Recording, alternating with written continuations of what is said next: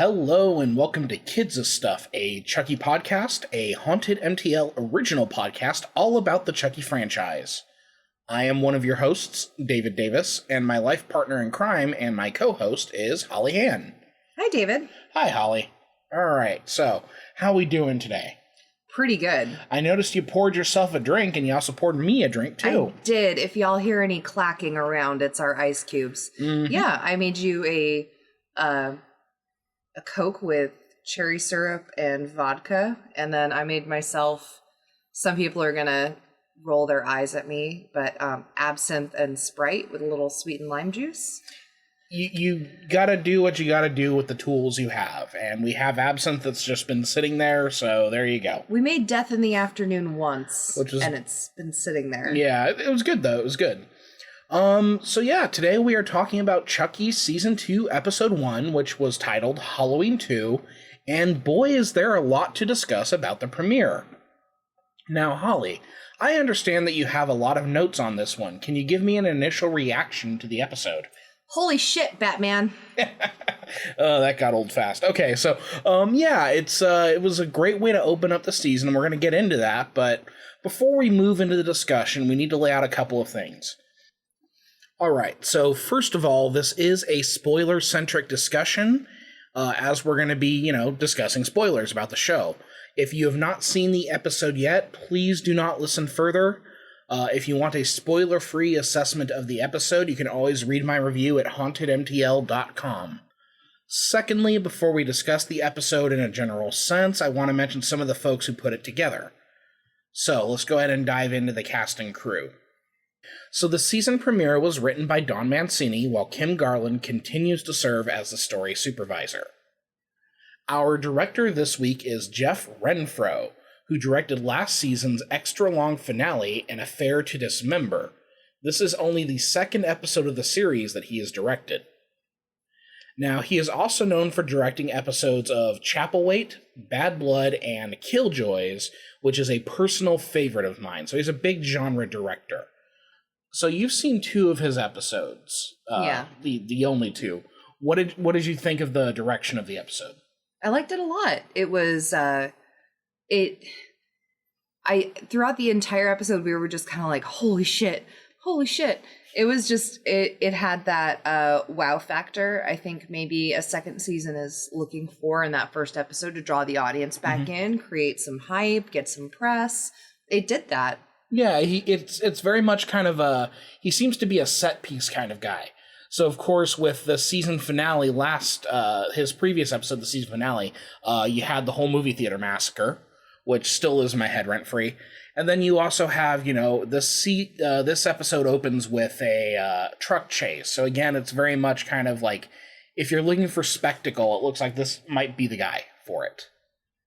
Now, the cinematographer this week was Christopher Seuss, who did a fine job, especially with a couple of sequences that I'm going to talk about later. This is his first episode of Chucky, though, but he'll have another one this season based on his IMDb entry for it. Now, from what I've gathered, he was a music video director in the 2000s and picked up his first ongoing series as a director of photography in 2020 with Jim Carrey's Kidding. Now, I've not seen it, but that seems to be a pretty high-profile project. He was also the director of photography for 5 episodes of Bel-Air, which I believe you were watching for a while, Holly Ann. I was. It was really good. I grew up with, Fresh Prince of Bel-Air. I love the dramatic take on it. It seems like I thought it was going to be a Riverdale kind of thing, but they pulled it out. I did stop watching for a little bit just because life got busy, but I know I was really excited for the storyline where Hillary's fiance is also a news anchor and jumps off of a thing to try and propose to her, and his parachute ends up failing. So I've not watched any of the show. Well, that was in the original series. So I'm curious how the new series is going to take that, that's something you have to do. So anyway, I'm sorry. This isn't a Bel-Air podcast. No, that's fine. But no, it's just because I'm like, okay, yeah, that sounds super dramatic. And then oh shit, that happened in the actual, it happened in the Will Smith version. Yep. Oh shit. Okay. Yep. Yeah. So he's, again, he mostly seems to be a music video director of photography, but like he's doing series, and like this is his first episode of Chucky, and I think he did a great job. Specifically, there's a couple things I'm going to talk about later. Now, we always love the Puppeteers here on this show, so of course they get the co-starring credit. So in this episode, our Puppeteers are Tony Gardner, Peter Chivacco, Mark Hunter, Pamela Evita, Gord Robinson, and Steve Newburn, for a total of 6 Puppeteers this week. Gardner, of course, has been with the franchise since Seed of Chucky, and we'll talk about him a lot more when we cover that movie, because he becomes the main puppeteer going forward, and he has a fascinating connection to one of my all-time favorite musical acts. Backstreet Boys? No, but close. No, not close at all. No, I love Backstreet Boys, though. Don't get me wrong. Actually, Daft Punk. Oh, okay. He's the one who designed their helmets. Oh, shit. Yeah, okay. Yeah. So that's like pretty rad. Yeah, right? All these little connections. I love them. So, all right. So that should kind of cover the basics of the crew of the show here. As for the cast, we'll cover some of the new additions as they come up. But, our returning cast includes Zachary Arthur, Bjorvin Arneson, Olivia Allen Lind as our leads, the Chucky Busters. We've got Brad Dourif, Jennifer Tilly, and Alex Vincent returning as well from their previous appearances in the franchise. So yeah, I think we're going to go ahead and move into the discussion portion here. Now, Holly, your notes are fun because it's kind of a stream of consciousness to of your reaction to the episode. So I think we're just going to kind of run through that. Oh, fair enough. Okay. Mm-hmm. I was, I figured that might be the best way to go about it. We're also kind of figuring it out as new co-hosts. Mm-hmm. So, of course, the episode begins with a cliffhanger that was set up at the end of season 1, with Andy in the truck with the 72 Chuckies and one pissed-off gun-toting Tiffany. Specifically, the little bit in back with the loose dolls was really fun, especially because their collector's value is absolutely ruined at this point. But you had a favorite moment in that scene. I did, when the obviously not completely assembled Chucky says to the other one, like, where he got his knife, and he's like, oh, we passed him out at orientation. Which is completely fair because they did have that orientation last season. They did. And then of course you have like the fact that one of these Chuckies is obviously bald. So there's that whole discussion about like they're posturing about their masculinity. And specifically you mentioned in your notes that chicks do love bald guys. Yeah, we do. Thank you. Good for me. Anyway, so one thing that came up in that scene that seems like it's going to be really important going forward, you have this note here. What did you write down?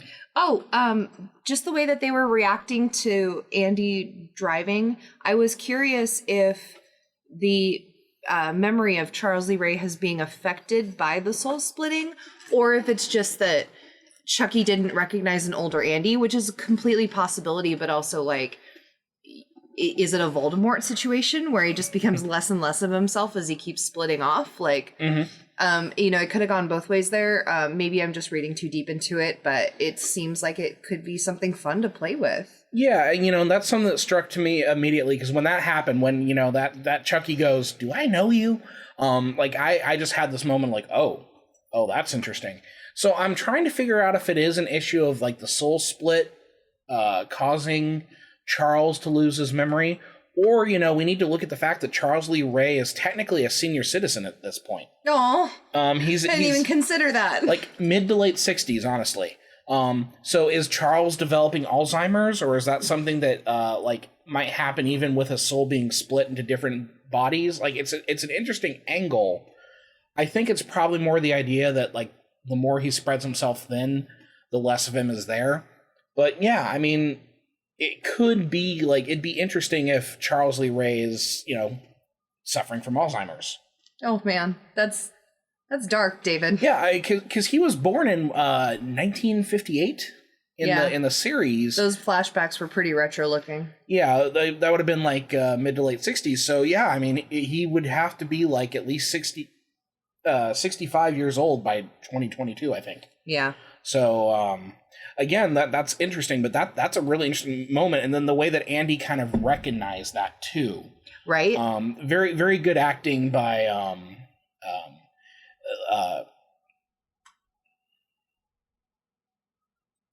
Alex Vincent in that scene, especially with just the eyes. So I really appreciated that moment. Okay, so speaking of Andy, and let's talk about Tiffany, what do you think their fate is? Well, we saw Andy blew Tiffany's head off, so R.I.P. Tiff. No, that's just a version of her, right? Like, there's still a actual Jennifer Tilly body with Tiffany in her out there somewhere. Okay. And then, R.I.P. Andy ? I firmly believe if there's not a body shown, then you are not dead. Yeah, and it also seems like a strange way to get rid of a legacy character. It does. It was too, it was too anticlimactic. We kind of had that same issue with Kyle last season. Yeah. But also, we haven't seen Kyle again since. Yeah. Well, to be fair, it just picked up where it left off immediately. So, like, I mean, it was too irreverent to kill them off that way, so I don't think they're gone.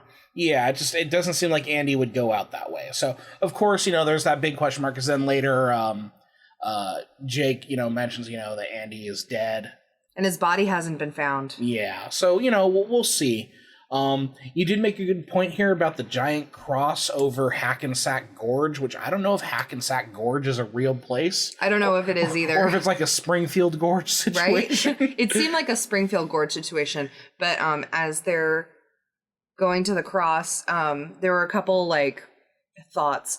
It was maybe Andy's coming to God moment, like, or in the sense of, like, if I go out, I can take him out with me, and that would be worth it.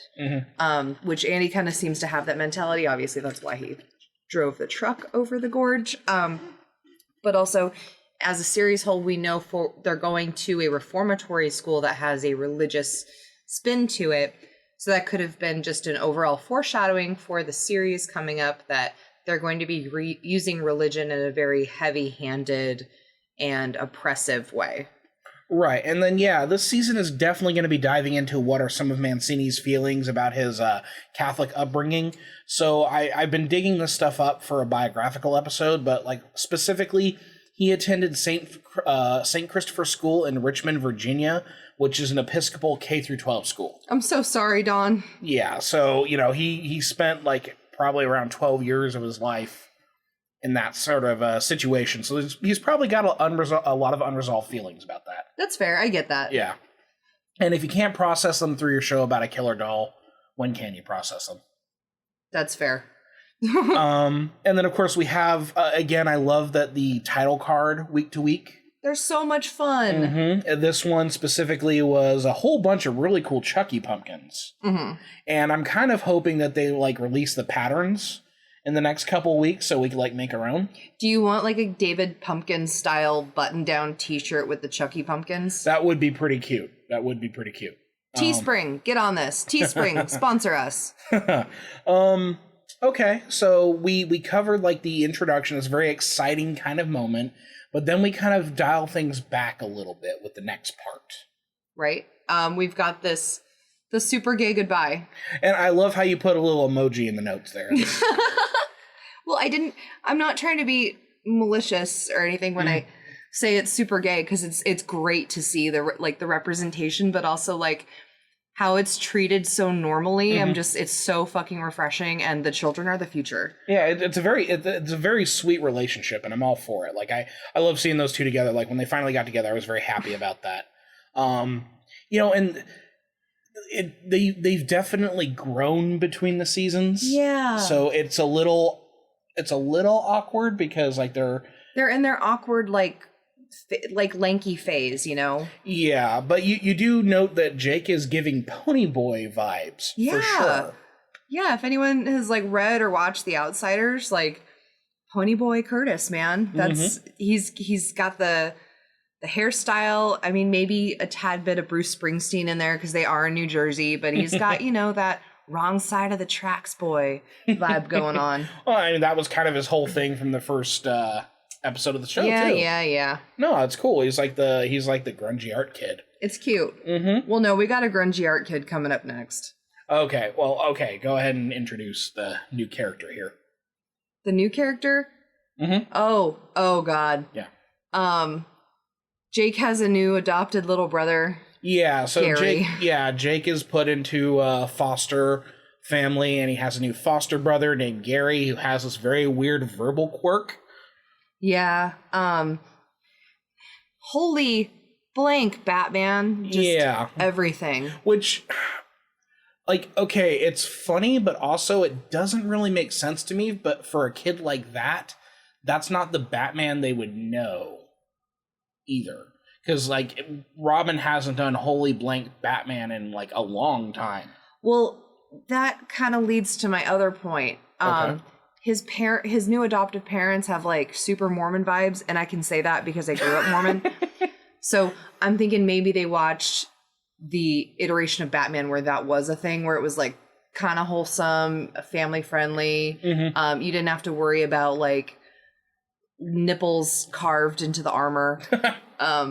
So I don't know. I feel like they're the type of parents who are like, let's put on Gilligan's Island or the Brady Bunch. You don't get to watch modern TV. You know, and that makes a lot of sense, but also it's just such a weird little character quirk that it is. There's some times where you'll watch something and it's like obviously a pet thing of the writer and it doesn't really make sense, especially like if they're doing teen or child characters and the child makes a reference to something that's like 10 times older than the child. Yeah, especially in like cartoons for kids where they'll make like for example, Animaniacs. You know, there were a lot of Richard Nixon references in Animaniacs. Mm-hmm. Kids don't care who Richard Nixon is, but all the animators and the writers did. But also it is a tool for ratings in the sense of like your kids want to watch it, but the parents are probably watching the TV as well. So you got to do something for the parents to make sure they don't go insane. Yeah. So, you know, at least with the whole, like, Holy Blank Batman thing, it's like, okay, well, number one, it sets up a great payoff later.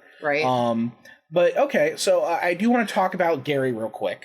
I was thinking maybe they were drawing also some parallels to Caroline, because Caroline obviously is on the spectrum somewhere. Yeah. So I was thinking maybe they were giving Jake that kind of, when you're a sibling of someone who has a, or they're differently abled, like you develop different coping mechanisms and you grow differently as well. Yeah, so like the kid's obviously showing some sort of signs of like a hyperfixation, I think. Yeah. Well, yeah, and it makes me feel even worse for Jake by the end of the episode, but we'll get to that. But first of all, Gary is played by a young actor named Simon Webster, and this is his first and probably only episode of the show. Oh. Spoiler alert, but not really, because this is a spoiler podcast.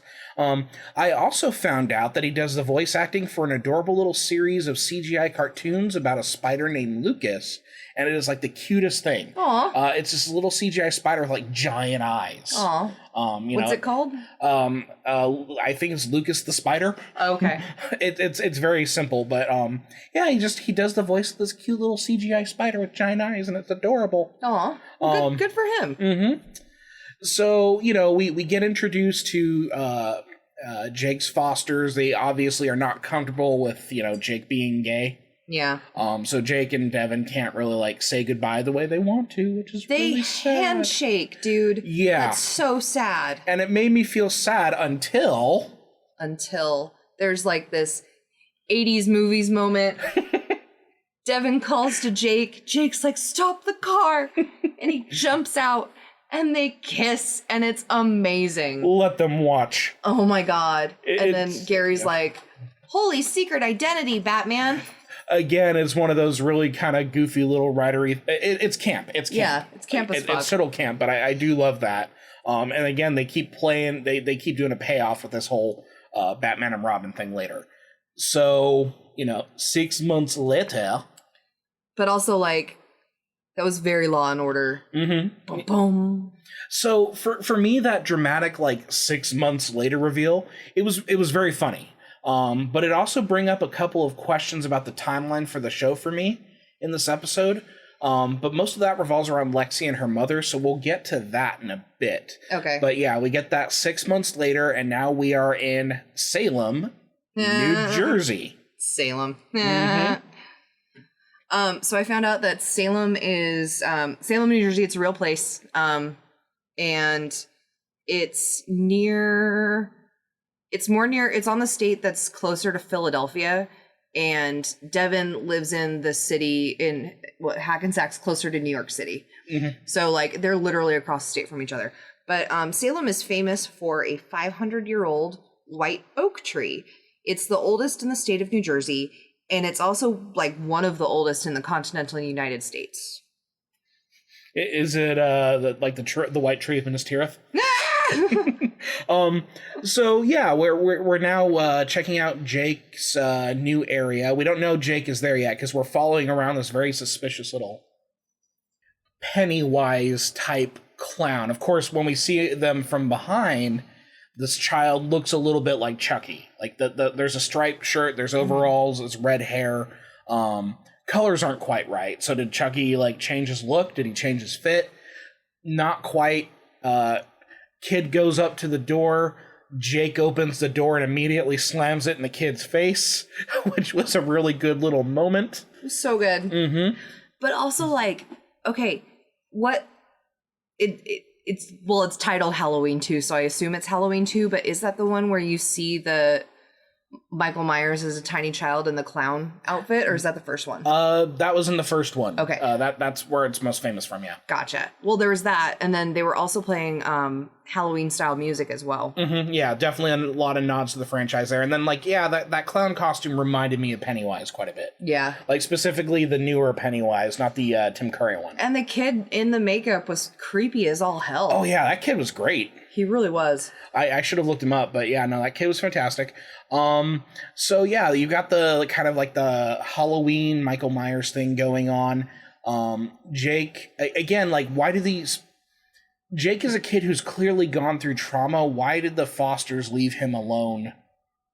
Right? With a younger child. I feel like, once again, the trauma of the kids are being ignored and they're being treated like a juvenile delinquent, not to sound like the judge from Crybaby, but it seems like they were willing to take on a criminal child. And they don't necessarily maybe have a lot of room for empathy for believing him about what he's been through. Yeah, and it's a lot of parallels to Child's Play 2 here as well.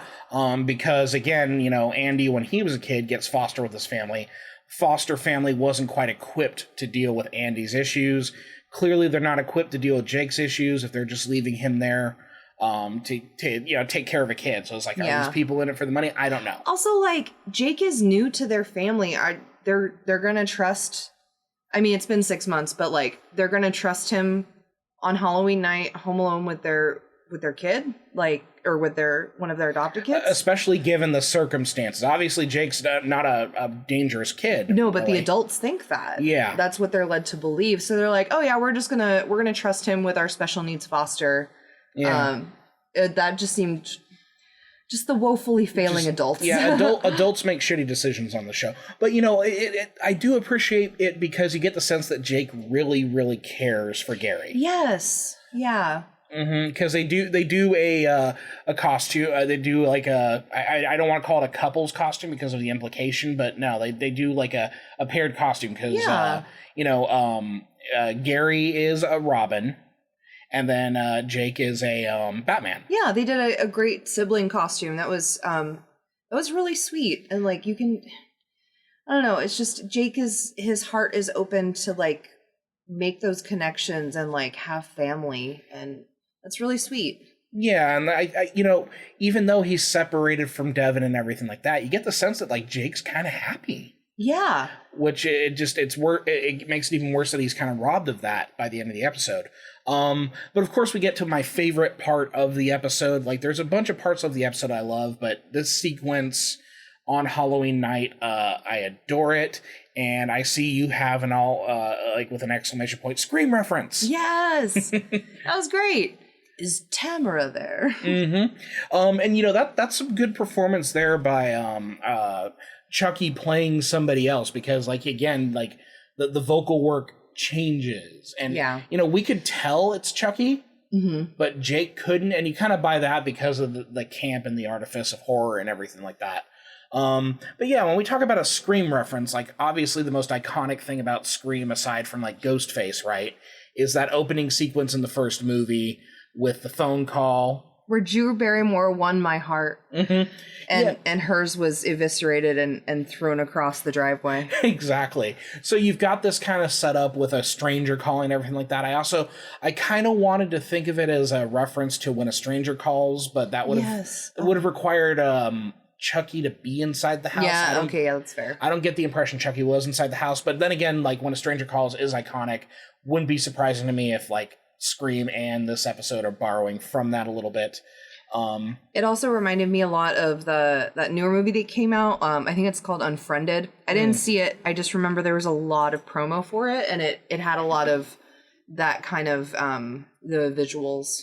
Okay, so you described Unfriended as a newer movie? Oh no, am I old and it's been forever? Unfriended came out in 2014. Jesus Christ. Oh my God. Wow. Yeah, time sure flies. I have no sense of time. So yeah, Unfriended. The other thing, like, I love this scene because it's a great example of, like, technology being used for horror. So obviously you have the Scream parallels with the phone call and everything like that. It becomes a 3-way, essentially, video call. But it also did give me some tangential, like, J horror vibes because of the focus of the technology in the horror here. Specifically, like, if you think about, like, movies like The Ring or Ringu, there was that angle of, like, the VHS tape. Yeah. A bunch of these early, the innocuous, like, unsuspecting item becoming used to absolutely terrify you. Yeah, specifically the technology. And then, of course, we have to mention Host from 2020. Yes. Host is a fantastic movie, and this definitely, I feel like Don Mancini probably saw it. I was like, that was pretty good. Right? But yeah, no, like, the whole sequence is just this really great, like, 3-way call where, Jake and Devin have both been getting these weird calls asking for Tamara or whoever, and then Jake and Devin get in touch, and then there's a third call that pops up, and it's clearly Chucky at the front door of Lexi's house. Caroline opens the door again. This kid is unsupervised. Don't do that.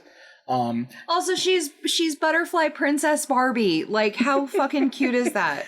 But Sorry, go ahead. No. It's just, but I want to point out, like, the mic is muted on the call. So Jake and Devin can't do anything about it, and they're watching her have this conversation with someone who is clearly Chucky. Right. And he's like, hey, can I use the bathroom? Which, It kind of bothered me that they didn't mime any motions, like, no, don't do it, or, like... She couldn't see the phone, though. Oh, right, that's so fair. so Chucky probably had, like, the phone, like, in a pocket or something. Yeah, or that's something fair. like that, but it's just, and then, of course, they try to, like, get a hold of other things, and the police show up later because they're able to get a hold of the police, but even then, just, like, that's, like, really good tension. Yeah, because you can't do anything. You can just be a spectator. Mm-hmm. Yeah, you just have to watch. So we do get another, like, really fun moment from Chucky, which I love your notes here. I am not homophobic. And I appreciate that by turning Chucky into a queer icon, that anyone who is homophobic or transphobic is automatically a worse person compared to a murderous doll. Yes. Bold move. Fantastic. I love this whole, like, queer icon Chucky thing going on. But also, like, as a kid, when you're out, like, you get teased. So I can imagine, like, at some point in time, Jake or Devin have probably gotten calls, like, that are, like, harassing them about being gay, and Chucky's like, that's not why I'm calling. And that's one of the first things that Jake thinks when he gets the phone calls. He thinks it's a kid who's been bullying him at his new school. So yeah, like, this is a common thing, but just for Chucky to be, like, incensed that someone considers him even potentially homophobic. He's not having it. Because he does say some, like, fucked up things about gay people, that sort of thing. But it's not, like, because they're gay. It's because he's an asshole. Yeah, because he's an asshole. Yeah. But also, like, he's gotten more woke as the series has gotten older. So, like, Chucky's growing. It's like what you want your parents to do. Murder people. Well, I mean, besides that, whatever. Yeah. But, yeah, growth is good. But, so at this point, you and I were trying to figure out, like, how many of these Chuckies are left. Now, I think we're both kind of in agreement at this point. We only know that there are 2 for sure. 2 for sure, yeah. And at the end of the episode, it might only be one, just depending on what happened. Yeah, it depends on how many, because when Chucky at the end of the episode implies that it's worth the sacrifice, that seems to tell me more, but we know that there are two specifically in this moment when we look back, because there is a Chucky in Salem watching Jake, because he lets Jake know, why are you home alone? That sort of thing. But then you have to have the other Chucky over in Hackensack to do the trick-or-treating and home invasion thing at the Cross House. So, yeah. And the other thing is, in order for Gary to be kidnapped later in the episode, you have to have the Chucky there in Salem. Yep. So you kind of put that those pieces together at near the end of the episode. And when we rewatched it for notes, it was, oh yeah, there's definitely two that are coordinated. Now, of course, there is that box at the end of the episode, but it could just as easily be Tiffany in the box. It could be, yeah. It depends on how much she's willing to split her soul as well. So probably a Chucky in the box, because he has to get to that reform school. But it could easily be a Tiffany in the form of Belle. Also, there's a question is, like, the Belle that we get later in the episode, is that also Tiffany in disguise? We just don't know yet. Yeah. So you're getting ahead of it, David. Yeah. All right, so where are we at next, Holly? Because I just want you to read the note that you have. Okay. Here. So, we see a pink neon lit room. No, I want you to read the very next note. In all caps. Get it, Lex. I'm sorry, that really tickled me. But yeah, obviously we're transitioning to a scene, checking in with Lexi. Same night, Halloween night, everything like that. She's about to have sex with a kid dressed as Dracula. And I'm so happy for her. Like, I know that sounds super weird, but it's like, get it. I mean, if you're dealing with trauma, you got to find a way to deal with it, I guess. But it's just, and the whole exchange between the two of them with this like goofy vampire kid, like, oh, I think the first time should be special. Yeah. And I'm just like, oh, Jesus Christ. But not like goofy vampire kid from South Park vampire kid, but like wholesome, like old school Dracula. It was sweet. Mm-hmm. Like, he deserves better. But there's some serious like issues in this scene as well. Right. First of all, I did cut you off when you talked about like the pink neon. Yeah. Which you said it had a. It definitely reminded me of Batman Returns when you see Selena Kyle's house, and just any room that is soaked in a pink neon light, nothing good is happening there. It is not innocent. And this, of course, is Halloween night, and we just saw that Chucky is probably downstairs. And Caroline is supposed to be watching her. Lexi's supposed to be watching Caroline. Yeah. Yes, Lexi's supposed to be watching Caroline. So maybe don't get it while you're supposed to be watching your little sister. I do like that you put this note. She found a virgin on Halloween with a little pumpkin emoji. Yeah. A little jack-o'-lantern emoji. Because she's obviously going to steal his soul a la succubus. But then, of course, we have in all caps, Jesus Christ put down the blow. And this is where the scene becomes fantastic for me. Because she's like, I need another bump. And I'm like, no, she couldn't be. And then, nope, she literally pulls out her little vial of cocaine. And she does a literal fucking bump.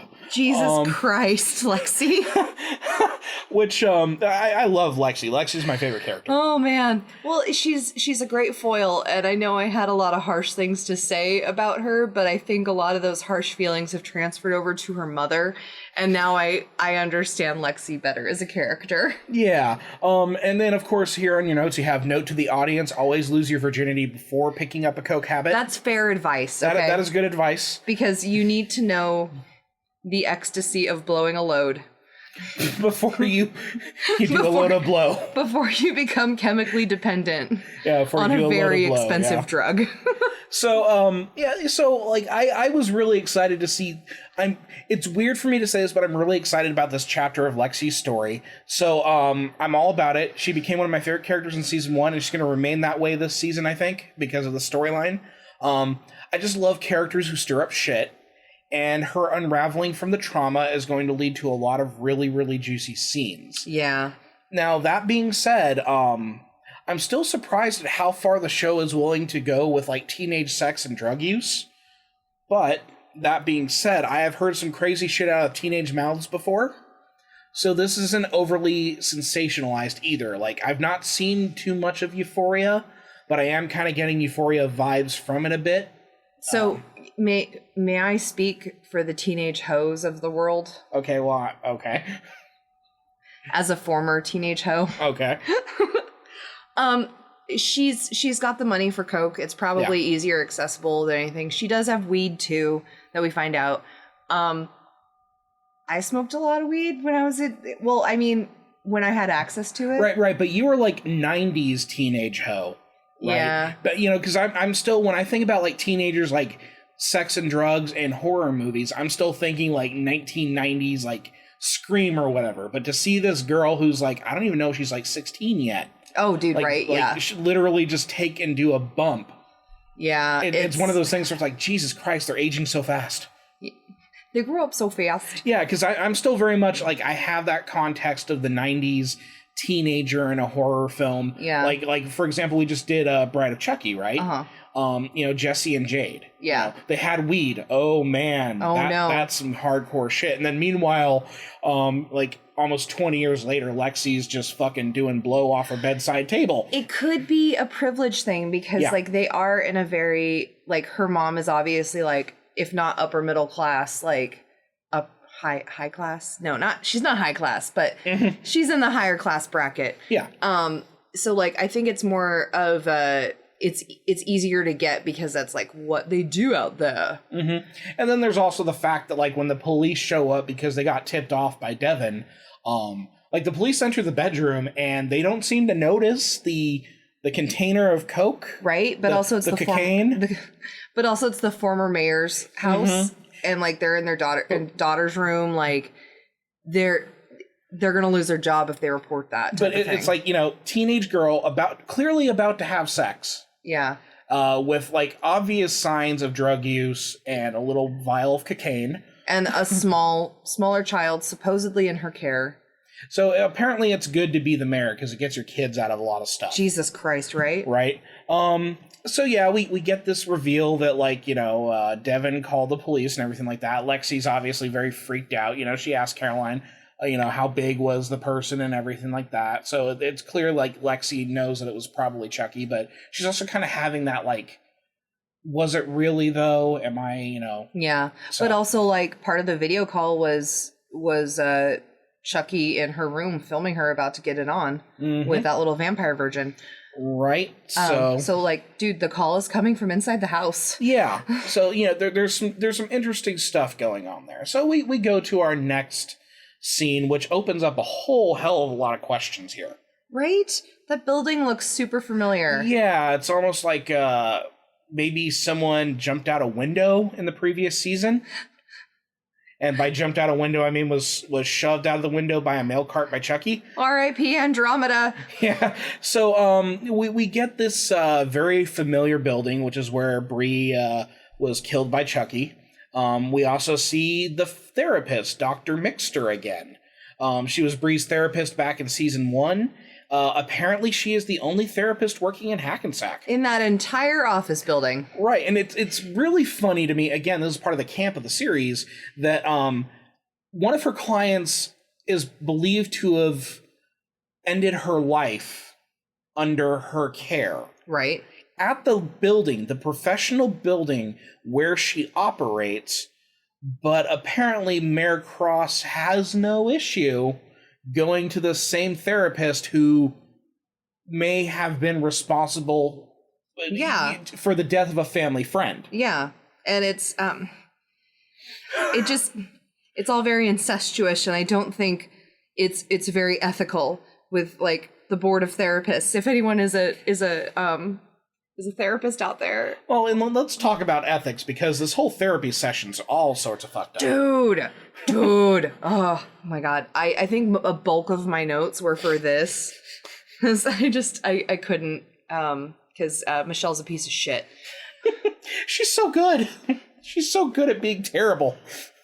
But yeah, like you have clearly in all caps here, fuck Michelle. Yeah. And what was the line that triggered you on that one? Oh, she was talking to Caroline, and she says, they're talking about their dad who's passed away, and she says, your sister's boyfriend. So instead of placing, so far, from what we know, Junior has committed these crimes. That is what they're rolling with. Mm-hmm. So instead of placing the blame on Junior and his autonomy, she's blaming Lexi for bringing Junior into their lives. Mm-hmm. And she's trying to say that she was always right about him. Mm-hmm. And I want to punch her in the fucking face. Mm-hmm. And then, you bring up a good question regarding the whole idea about blaming it on Junior. And this is, every time you and I watch a Chucky film, we always have these kind of same questions about, like, why is no one picking up on certain things? Right. So what was the situation here? If Junior killed all of those people, what about the anus wounds? Right. What about those anus wounds? So, for real, because, like, someone would have had... So we know that Chucky went under the seats super fast, stabbed everybody in their seats. Obviously it cuts the femoral artery, and that's why they bled out so fast. But, like, were there no CSI people on scene to, like, put the puzzle together about how this happened so quickly? I think that might be setting up something, because there's something during the interview scene later on that I want to bring up, aside from my issues with the timeline. But we'll talk about that. But I want to see, like, CSI, right. Hackensack. Well, and then that's the question. Was, like, Chucky trying to stab people in the pooper? Or was he just trying to get whatever artery he could? Like, is he just, like, stabbing willy-nilly? Or was he thinking out consciously, like, can I get them in the butthole? Well, I mean, the thought had to have crossed his mind at some point. But, I remember that scene so vividly, and just Chucky just so happy knifing people from below the seat. I still check, if I go to the movie theater, I do check under the seat. He actually does. I've seen him do it. Yeah. And yeah, okay, so one of the big takeaways from this scene to start is, Michelle is proving herself to be even more of a narcissist, right? Yeah. She does this whole, I'm so intuitive, which, if anyone has ever dealt with a narcissist, they love to tell people that they're intuitive and they can pick up on shit. It's the people who don't talk about it that are actually intuitive. But she's trying to make herself important and always right, and she's not. It's a classic symptom of narcissistic behavior, especially when speaking to a therapist about maybe taking some self-accountability or responsibility for their failings. Well, and why would they take responsibility when it's everybody else's fault? Exactly. That's what... fucking narcissists. And now, you and I watched this episode together, and I was paying attention to your reactions to this scene because I know you would have a ton to say on this whole thing. Something about, like, narcissistic parents, just, like, it lights a fire under you. Personal experience, man. Like, once I discovered, like, a community online of people with dealing with narcissistic parents and, like, finding the symptoms if, like, they haven't been officially diagnosed and what to look out for and how to cope with them, like, everything just pings off for Michelle. She is garbage. Now, speaking of one piece of human garbage, maybe it's too early to label Dr. Mixter as human garbage, but there's something going on with Dr. Mixter. Right, she's either a serial killer or a masochist. I can't tell. So it seems like they're setting her up to have a larger role in this.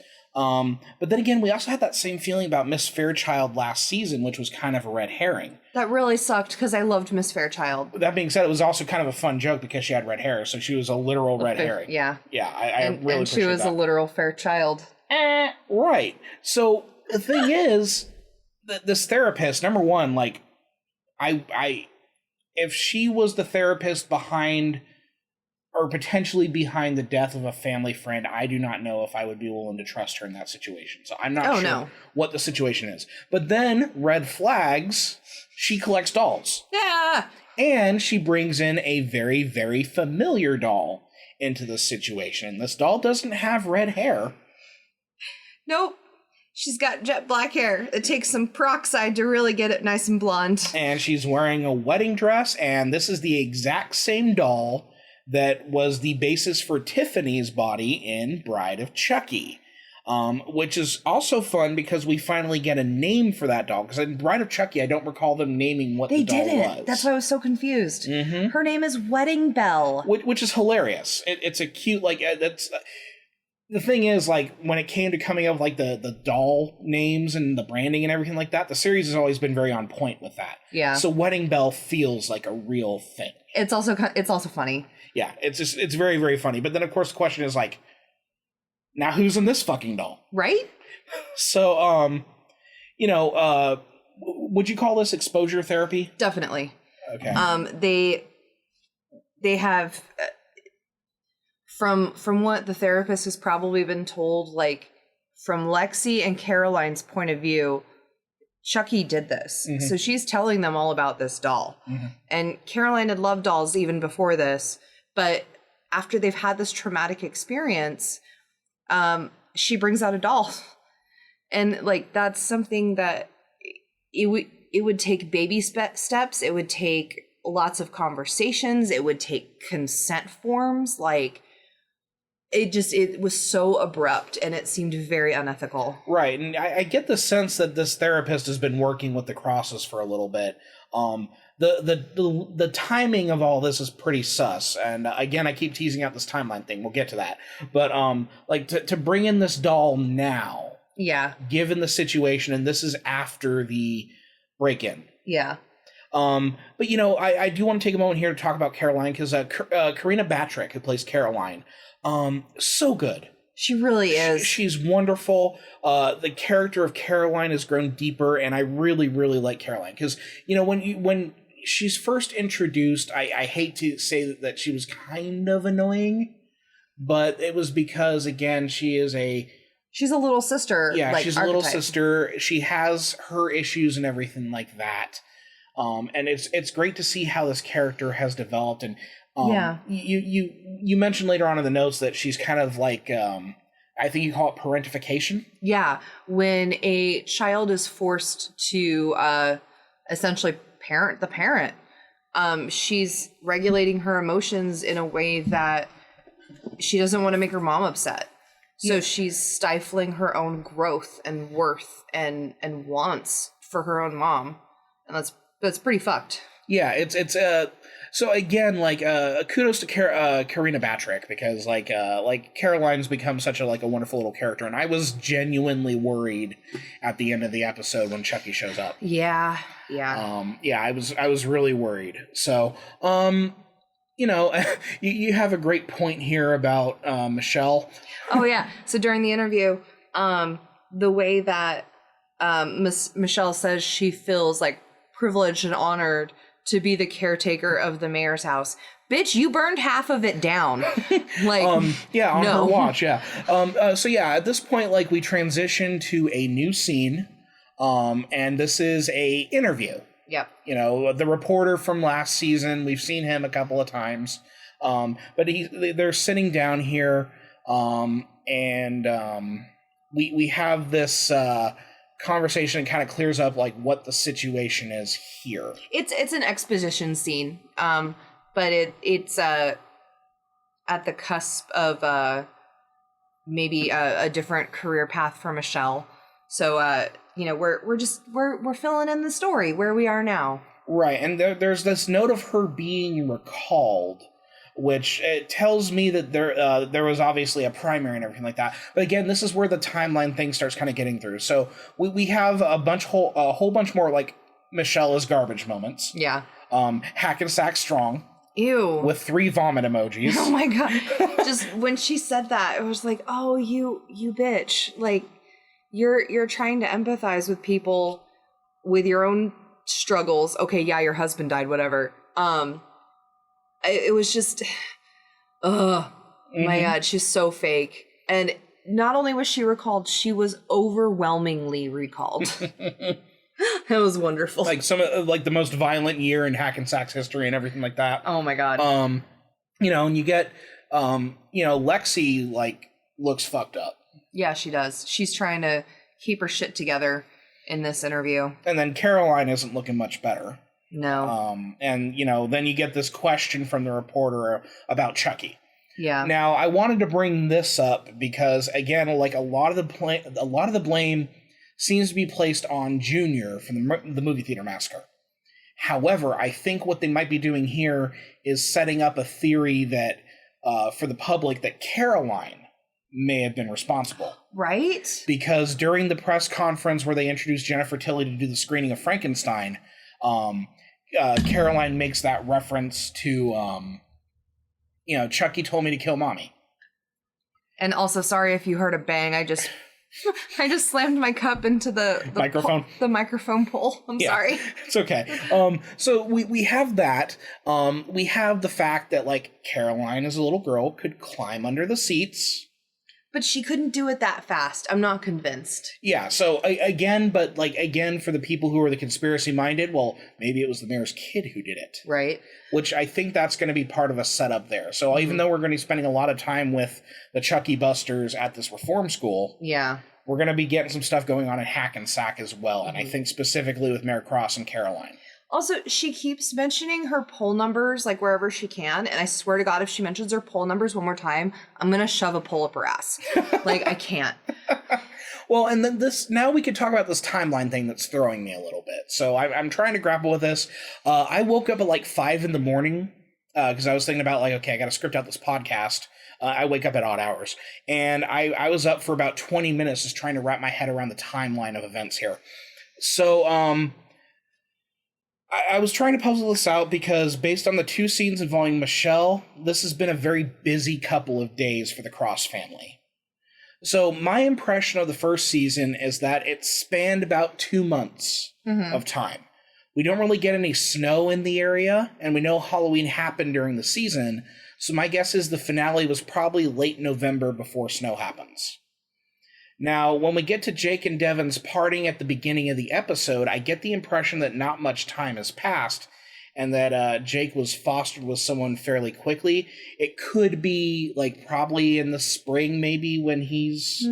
Or like, late winter when the snows are thawing or whatever. The whole reason I bring this up is because you get that 6 months later, and that's what's confusing me about Lexi's storyline. Because based on the mention of the polls in the therapy scene... Caroline got Wedding Bell after Halloween, right? I think so. Right. So that means between the break-in with Chucky happening on Halloween, November 1st, the Crosses have an emergency therapy session where Caroline gets Bell, and there must have been an already scheduled campaign interview for the recall election. Well, yeah. That would have happened on November 2nd. Yeah, because... voting is in November. Right. So she got primaried in June, November. So that must mean that the next day the election happens and Michelle is the outgoing mayor by November 3rd. Well, it seems to me that...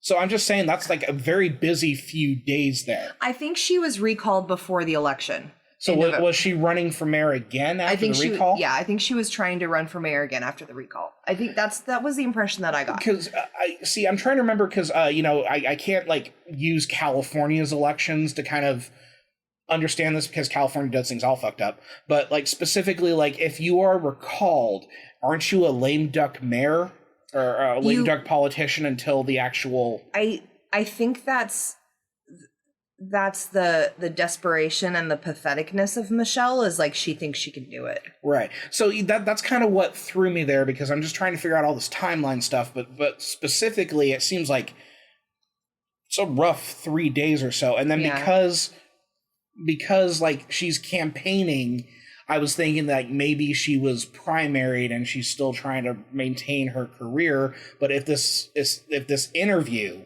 is on November 1st, I'm just like all like, what is going on here? Yeah. Well, it maybe the interview was on like November 2nd or like the day after the therapy session or something. The timeline seemed a little muddy there. Mm-hmm. But I don't know.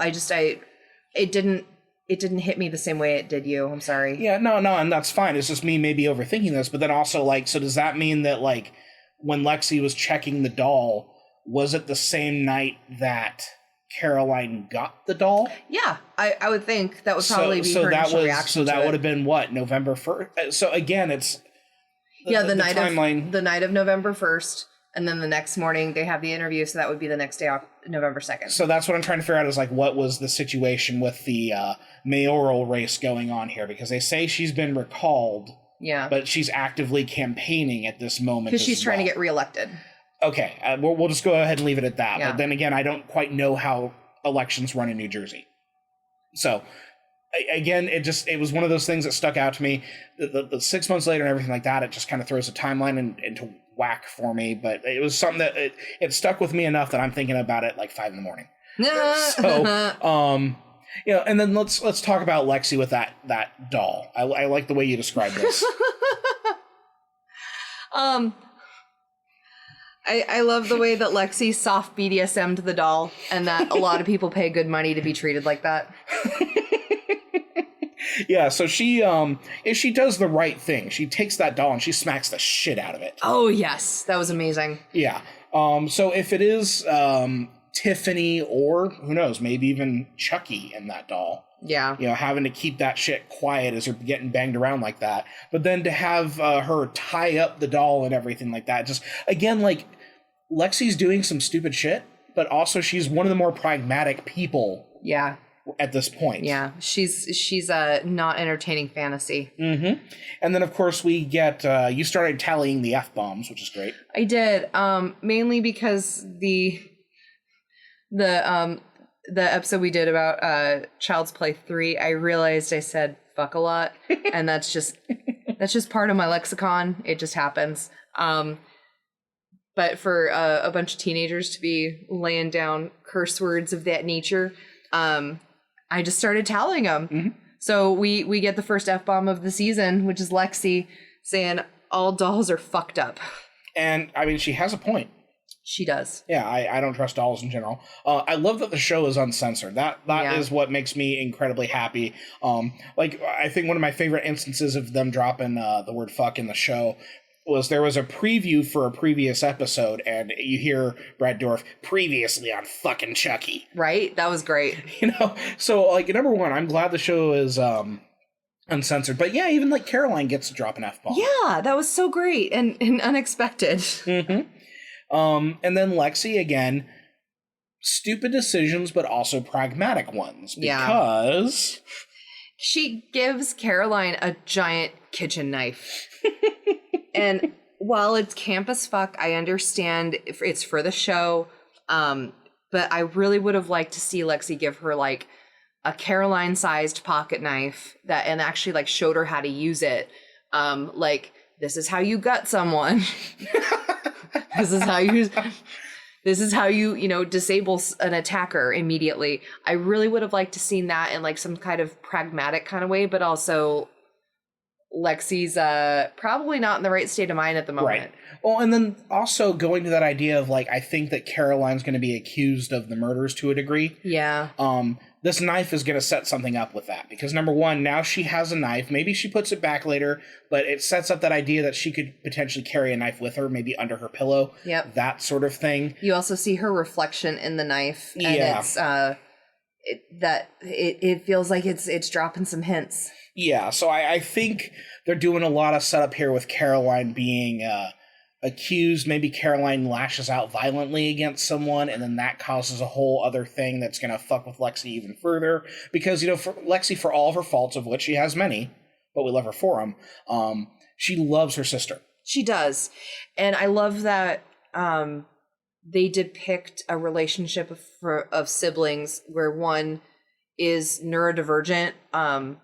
I love that Lexi is kind to her and doesn't put up with other people's shit when they have something to say about it, because that's in a functioning relationship like that. That's how it works. And Lexi's annoyance with Caroline is never because Caroline is neurodivergent. No, it's because again, this is her little sister, and little sisters can be annoying. Yeah. But also, you talk about this giant campy fucking knife. Lexi is also probably high as shit at the time.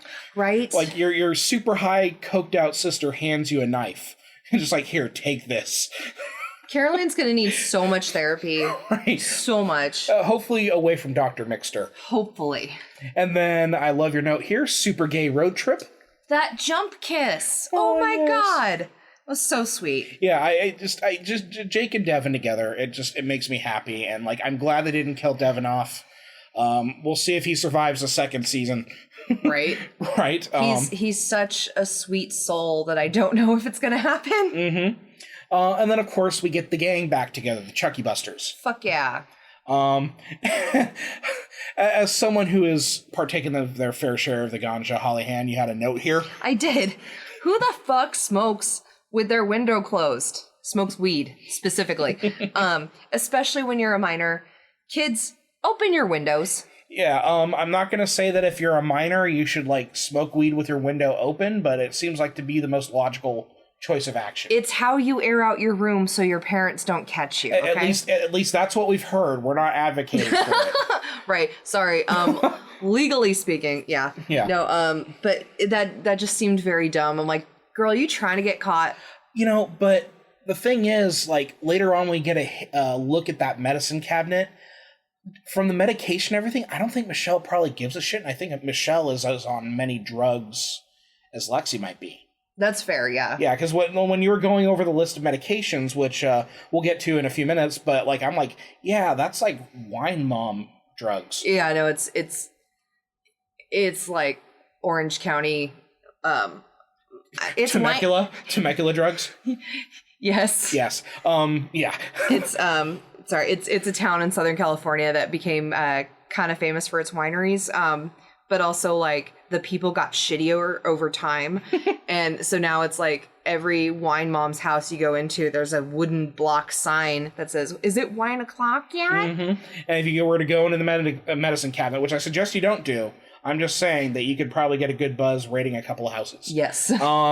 So, yeah, we get this sense of that like maybe Michelle probably has a drug issue as well. Yeah. But then also, we got the Chucky Busters together. Thank goodness. These kids work best when they're together, even though they're at each other's throats a lot of the time. But we get a really interesting development regarding them discussing Tiffany Valentine. Bride of Chucky is canon in this universe. Mm-hmm.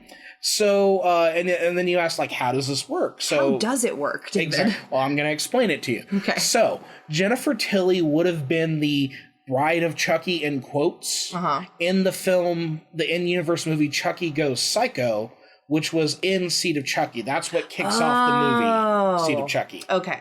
So, yeah, when they say Bride of Chucky, they're not thinking about it in the terms of the movie Bride of Chucky. Like, obviously, it's a reference to it that Dawn's putting in there. But it's the character. But, yeah, like the character, like you would call the Bride of Frankenstein the Bride of Frankenstein. Got you. Even though it's also the title of the movie. Fair enough. But then we have one of my absolute favorite lines from the episode. Get in the closet. So yeah, Michelle's coming to check in on Caroline because she hears Lexi talking. Jake and Devin are there, so Lexi literally shoves these two gay kids back in the closet. And I'm not ashamed to admit that I laughed really hard at that. And I see this Don Mancini at his laptop or whatever, sitting in his kitchen, maybe has his coffee and his donut, and he's just like, he was very pleased with himself. That's so good. I love that bit. Absolutely hilarious. Great comedy there. Mm-hmm. Michelle's pretty hot. Dude, she's got a lot of cleavage for a widow in pajamas. Right. That was some, like, I'm dating again. Pajamas. Right? Yeah, especially with the cleavage. Maybe she's got a budding OnlyFans career. She's got to do something. She's not the mayor anymore. Right? So, we get to the next morning at the breakfast table, and we see Caroline there. And this is where you brought up parentification in the notes, where she's just kind of like, no, it's best not to rock the boat. Yeah, it's really sad, because it's like she's aware enough to know that if she does this thing that's outside of what she wants to do, that it's going to make her mom happy. And that's the most important thing, which tells you a lot about the way that the Cross household runs. Yeah. So, Jake and Devin spent the night. Lexi goes down, grabs them an apple, and then Lexi wants her morning bump. But she can't do that because the boys are in her room. Yeah, so she decides to go to the bathroom, and we check out what's in the medicine cabinet. And Holly, you got a shopping list here. What do we got? I did. So clonazepam, also known as Klonopin, is used for anxiety and depression. And I totally take this too. Yeah. Hey, BetterHelp, if you want to sponsor us, you should reach out. But no, for real, like it's definitely helpful. Mm-hmm. So then she also has esomeprazole, which is like Nexium. It's like for heartburn, mm-hmm. which happens when you have to take a lot of meds. You have to make sure your stomach lining is protected. She also takes Estelozeb, which is a tranquilizer. Jesus Christ. Right. And then she has a ibuprofen 500 milligram, which is moderately good for chronic pain. Also, when you're in a household full of women, like 500 milligram ibuprofen is gonna like knock out some period cramps pretty well. Okay, so when we were looking at the labels of medication, were they all for Lexi or? No, they were for Michelle. They were for Michelle. Okay. Yeah. So Michelle's got some shit going on too. Right. And I don't know if it's strictly for medical purposes or recreational, because I get the feeling like it could be a recreational thing too. Well, I feel like there was a whole, police investigation and trial that we missed about what had happened. So I can definitely see her mm-hmm. being on tranks after the shit that she had to go through.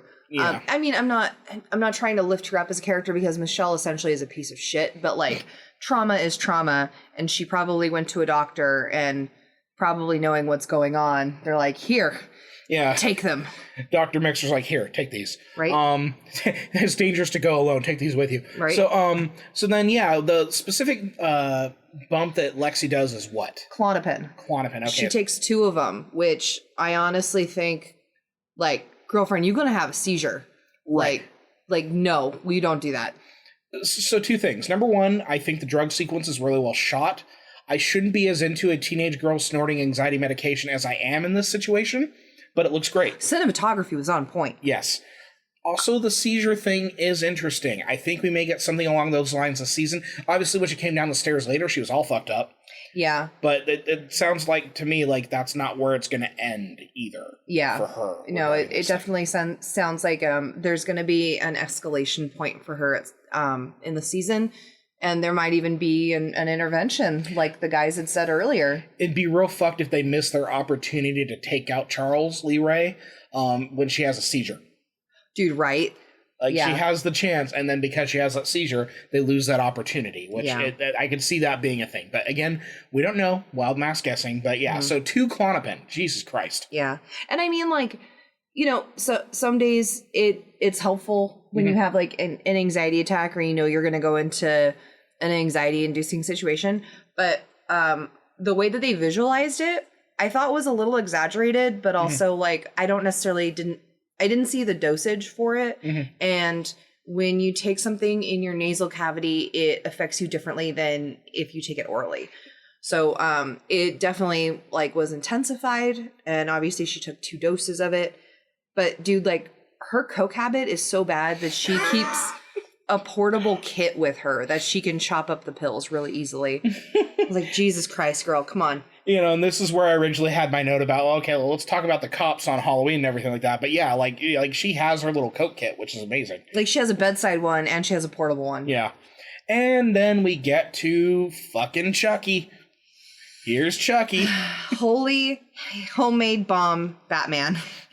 So yeah, there's a fun little bit of gallows humor here because, Chucky shows up holding a homemade bomb carried by Gary. Poor Gary. And then a fun bit of gallows humor is Chucky commenting on how annoying, Gary's holy blank Batman thing was, which is especially like cruel given what Gary's ultimate fate is here in the episode. Right. So it's a fertilizer and butane bomb. And I was trying to Google it to see like what other kind of explosions have happened with that, because we're into true crime. I was like, is this something one of the famous serial killers or cult leaders used? But then I realized in the middle of Googling it that our internet could probably be flagged. That's okay. I had the VPN on. We're good. NordVPN when you want to Google how to make a bomb. So Nord, please reach out to sponsor us. And what was great was like when the bomb goes off, it looks like Joker gas. It does.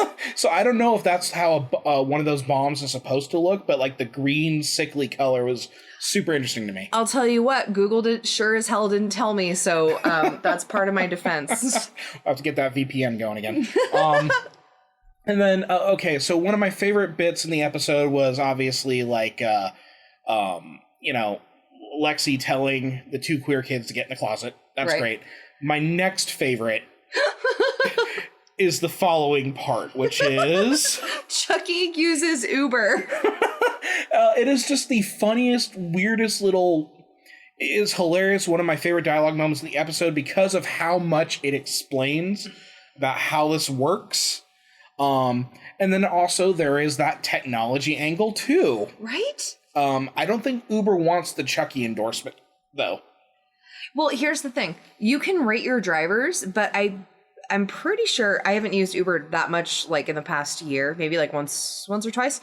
But I think you can also rate your passengers. So does Chucky have like a 5-star passenger review? Right. Because then it's does he tip well? And then I'm trying to because I think I've used an Uber once in my life, or maybe it was a Lyft. I don't know. Could you just like leave a package for someone to pick up and take through Uber? I don't know if you could. It would depend on you'd probably need to talk to the driver, maybe pay him a little extra cash on the side for that to happen. But it's possible. I'm wanting to see like they could do a little short film where Chucky's trying to get an Uber to his next victim's house, and the driver's like, oh shit, that's a good guy doll, and tries to steal him. Oh my God. And then Chucky kills him. There, I've written a short story. Let's make it happen. So, that's again, just it explains so much, but it also raises so many questions. But again, it's that weird intersection of technology and horror. I really hope the Sci-Fi Channel and Uber get together and do a Chucky promotion, because that would be absolutely hilarious. Yeah, you could literally have Chucky in the backseat of an Uber when I got stuff to do and people to see. So actually, I'm wondering though, like, whose money is it? Like, does Charles have a secret account somewhere, or is he just taking money from Tiffany? Yeah, and that's the thing is like, what's his relationship with Tiffany right now? Yeah. Because again, there's multiple Charleses running around. There's probably multiple Tiffany's. Yeah. And they all have these different impressions. Because remember at the beginning of the episode, the Chuckies that were in the van didn't seem to remember Jennifer Tilly killing one of the other Chuckies. Yeah. So again, it's like, I'm trying to figure out, like, where does that money come from for that Chucky specifically? But also, like, when they said she's hot, it was like, oh, do you not know that this is your wife? Mm-hmm. Like, yeah, I don't know. Again, yeah, there's a lot going on there. So, okay, so we have the Uber endorsement, which is fantastic. And then we get the confirmed number of Chuckies that were on that truck, which was 72. 72 virgins? Yeah. Now I thought like 73, or I thought somewhere in like the 60s or 70s. I don't recall if I mentioned a specific number in previous episodes, but yeah, there's like a lot of them, and we know that at least 2 of them are active. But this initial supply of Chuckies can't be all that huge at this point. He seems to favor that specific good guy doll. I get the impression that maybe there were some other ones, maybe. We only ever really see, like, the base model. Now, the toy was available for a season until the Andy Barclay incident in Child's Play 1. Yeah. Which, even if you're producing, like, 1 million dolls or whatever, over time, those dolls start disappearing. There were a couple of other runs. I just don't know how many of these dolls are left, because it seemed like a lot of money had to be spent to get these dolls, because between Andy and Kyle probably hunting these dolls down, and Tiffany buying up the dolls on eBay, and stuff like that, the question is like, how many of these dolls are left, and does that mean that Chucky may have to figure out another doll to inhabit? It was like the it doll of that season, though. Remember, like, Seventh Heaven Mom went to the like back alley and like almost got stabbed trying to get trying to get the doll for her son because it was nowhere in stores. But then again, there's also like a bit of a scarcity implied there. But then also, like, after the Andy Barclay incident, they shut down the production. They did, but they re-upped it back. And then the Andy Barclay incident happens again, and they shut down the entire factory. No, but remember in Bride of Chucky in the beginning, we were talking about it when, like the CEO of the company gets killed, but we don't necessarily know if they re-upped the production of those dolls again. Well, we know that the first Chucky off the assembly line in Child's Play 3 is the one that kills the play pal, or the good guy, company guy. Yeah. So there was obviously production there. Again, another Chucky incident, which means that they probably shut down the production. So there may have been like 3 waves of these things, but I don't see those waves lasting for so long. I don't know. So again, like, I'm very curious, like, what is the population of good guy dolls? Maybe you're out just there? Underestimating manufacturing and production. Oh yeah, and then we saw that, like, in Child's Play 2, like, those things are moving at a steady clip. Like, Chucky had like 8 arms in him by the end of the movie. Right? But yeah, no, it's just like, again, that's a huge blow to him to lose that. We don't know how many he loses, but like, to have 72 and have significantly less is what we're getting at. That's really cutting into like his potential here. We do get that wonderful Scooby-Doo reference. That was so good. Again, campy as shit, but I appreciate it. Just you meddling kids. And then, Devin for the win. Saves the day, kind of. Kind of. I mean, he's more heroic than Jake. I love that stun gun. I call it the Chucky Zapper. Yeah. But every time like he gets blasted by the stun gun and goes flying. It's so good. Oh, and then also when we were watching the scene where he's sitting on the couch and holding everybody hostage, his little legs kicking on the sofa. Yes, it was so good. Again, anytime you have the Chucky doll's little legs kicking, I'm just like, yes. This is wonderful. Yes. All is right in his world. It's because I identify with it because I have very short legs. You do, but they're ripped as fuck. Yeah. So I have these short little legs. So, but yeah, like, no, just his little legs just kind of, it's so cute. Also terrifying. So yeah, Chucky gets zapped, and then Gary. This fucking kid. Oh my God. He's so fucking annoying. Yeah, he doesn't, and you have this moment where Jake's telling him, this isn't a game. And you see Gary kind of like seems to get the clue. Yeah. But then he runs off with the bomb. Giggling like a fucking maniac. So he clearly didn't understand that, no, this is an emergency. Yeah. And then we get this great moment, like whenever Chucky gets really ugly, when Charles Lee Ray really takes over. So you have this moment where, Gary's in the kitchen with this homemade bomb, and then Chucky, all of a sudden, they'd have that little jump scare where Chucky jumps up, rah, and like he has that really terrible, ugly scowl that he gets. Yeah. Which I love it when we get those little visuals. But yeah, unfortunately, Chucky suicide bombs, and he ends up killing Gary. We were worried for a second that Caroline may have been involved. I would think I was more worried that Caroline was dead than anything else. But no, it was just Gary, and we end up going back to the same therapist, the only therapist in Hackensack, Dr. Mixler. This seems like a huge conflict of interest. Mm-hmm. Like, how is this legal? Now, if I recall correctly, wasn't Michelle in that scene as well, just kind of sitting in silence? I think she was off to the side. Yeah. She was the only adult left that was like there to... Yeah, she's the only parent left. Yeah, and we don't get anything from her in that scene either. She's just kind of sitting there, and she's off to the side and everything. She's not even sitting next to Lexi. Yeah. Which like tells you what the relationship is at this point. But it's just it's very telling that you have the 3 kids isolated here in the center of the frame, and all the adults looming around them and everything like that. So here's the thing that throws me about this whole thing. Why are these 3 kids being kept together if they've had an accidental death pinned on them? Like, wouldn't the law separate them? They would. Right? So, like, the law's like, they're a package unit, so we're just going to keep them together. Like, again, not very realistic to me. Yeah. Also, like, I want a CSI report of what happened at the house. Right. Like, that...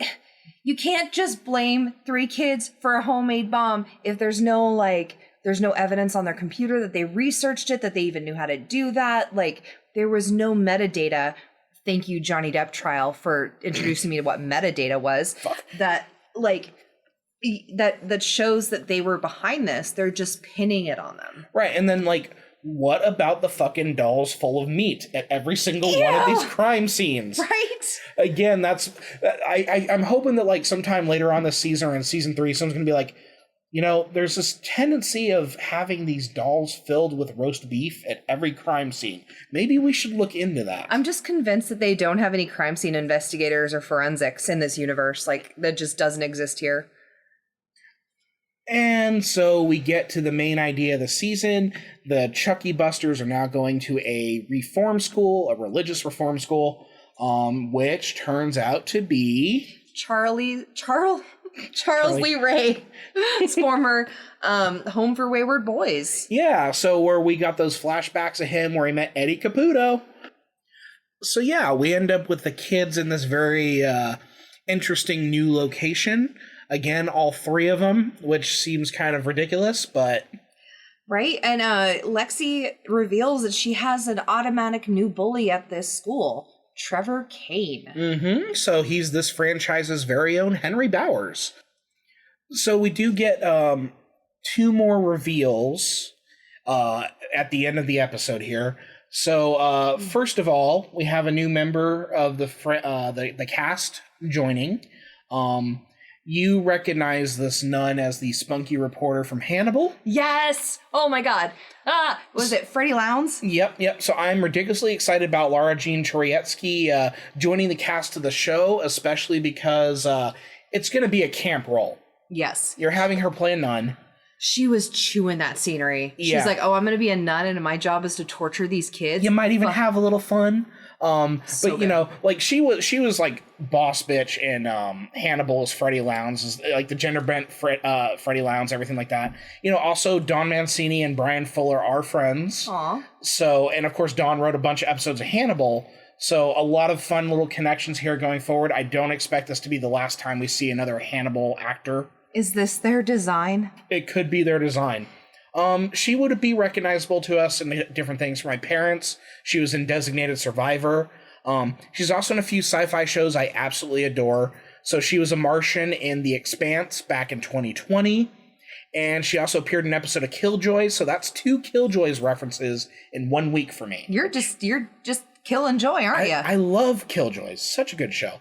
So, and then we get to the last twist of the episode, which is that Chucky fucking mailed himself to the reformatory school. Mm-hmm. But as you said earlier, it could be Tiffany. Yeah. It could be Wedding Bell. We don't, somebody's in the box. Right. There's the, what's in the box? Right. So, again, this is evoking Child's Play 3. This season to me seems like Child's Play 3 remix. And of course, Chucky had to mail himself because that's how you did things back in the day before the affordability and convenience of Uber. Yep.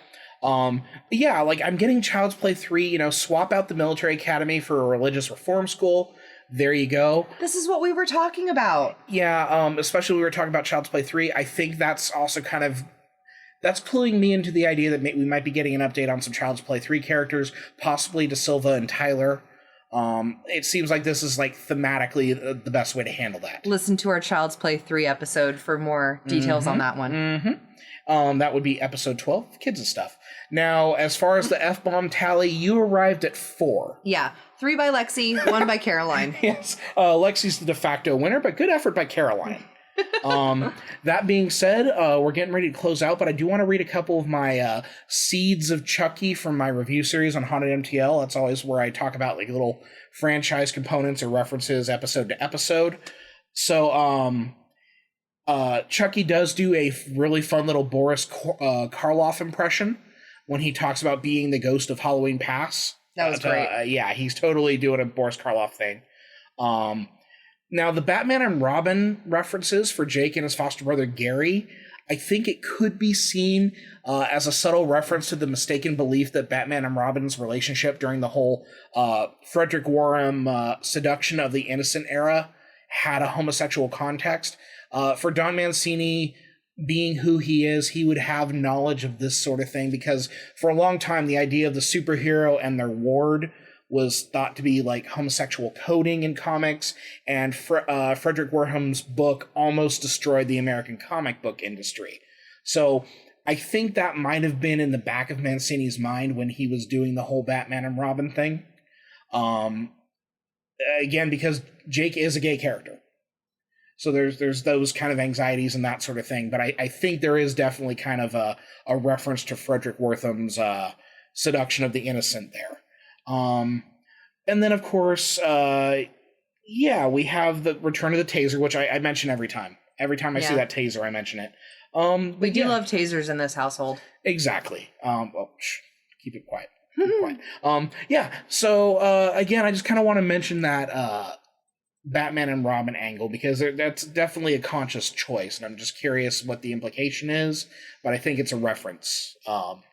So that being said, I think we're going to start closing out. So, Holly Hand, do you have any wild guesses for next week's episode? Oh gosh. Well, we're gonna get some uniform sass, probably. Mm-hmm. Maybe a tiny bit of a fashion show, I hope. Mm-hmm. Which just makes me think of Kelly Kapoor, fashion show at work. I'm not exactly sure. I'm just kind of here along for the ride. We got a taste of what's going on. Now we're in a new setting completely where we're going to be for the rest of the season. So I think there's going to be some ruler slapping, some homoerotic Catholic themed things. I don't know. I don't know where I'm going with that, but I'm excited. Okay, so I'm going to make two guesses. Number one, I think Lexi's going to meet another student who's going to be her drug hookup. Ooh. And I think there might be a little flirting element to that. Yeah. Also, I think our primary nun, I think her name was Susan, Sister Susan. I think she's going to be a horny nun. I hope so. Like, I think we're going to find out right away that she's got, like, some sort of scandalous thing going on, which I'm here for. OnlyFans.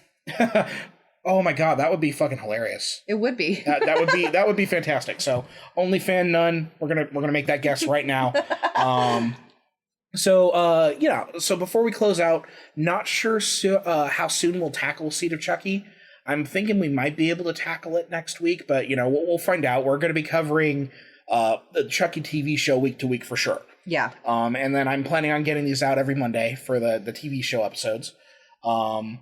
Now, if you have any questions or comments for us, please visit the official podcast page for each episode at HauntedMTL and leave your comment for me to find there. We had, last time, we had HauntedMTL owner Jim Phoenix leave a question, which was very silly. But yeah, we're always up for answering questions or that sort of thing. So other than that, any final words, Holly, before I taser you? Fuck. Okay. So say goodnight, Holly. Good night, Holly. Goodbye.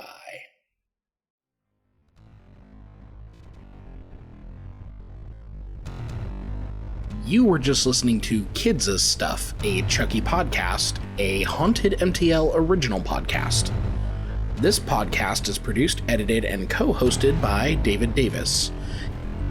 You can find his articles at HauntedMTL.com or visit him on Twitter as @HPComic. That is HPKOMIC. The podcast co-host is Holly Han. You can find her on Twitter at ACHOHELELWHY. Find previous episodes of this podcast or discover new podcasts, horror reviews, and news at HauntedMTL.com.